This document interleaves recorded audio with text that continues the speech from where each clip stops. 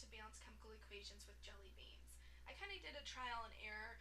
There's a way that you can use toothpicks, but I find that that's a little difficult. So what we're going to do is I have a reaction grid, and I can send this to you too, which is really cool. So what you just need is just jelly beans, and you just separate them by color. So my equation that needs to be balanced is H2 plus O2 yields H2O.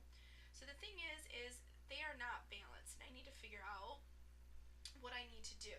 So what I can do is I can use jelly beans. So I'm going to have my H's as yellow, and I see that there are two H's because I have a subscript of 2. So I'm just going to put, oh, I just built my little molecule. There's my two H's.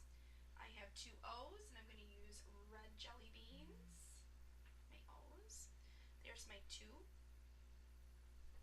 My O2 molecule. Then I have an H2O molecule. Now remember, my H's were yellow. So I have 2 H's, so I need 2 yellow. And 1 oxygen, which is red. Okay, these are my molecules, so I can never take them apart. If you take them apart, it's like changing the subscript, and you cannot do that when balancing. You can only build more molecules. So if I want to balance anything, I'm going to have to build either more of these, or more of these. So if I take a look at it, and I want each side to be equal. So I have 2 yellows over here, 2 yellows over here. Woohoo! Yay! Those are balanced. But I look at my reds. I have 2 red and 1 red. Doesn't work. So what I need to do is I want to get this side to have the same O's as this side.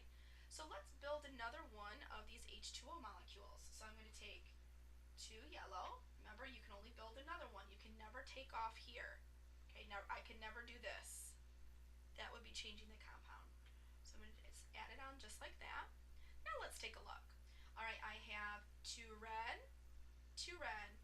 Woohoo! Those are balanced. Well, let's look at our yellow. And you might be like, oh no, she messed it up. I have 4 yellow over here, and 2 yellow over here. So it's not balanced yet. I need to redo my yellow. So this is good. So I don't want to take this apart or build another one. I want to try to get this side to have 2 more yellow. So what I can do is I'm going to build 2 yellow. I'm going to build 1 more H2 molecule. So let's check it out. Remember, you can only build another one. I have 4 yellow, 2 red, 2 red. It's balanced. So now what you do to figure out what coefficient you put, count how many molecules you built. I built 1, 2. So I built 2 H2s.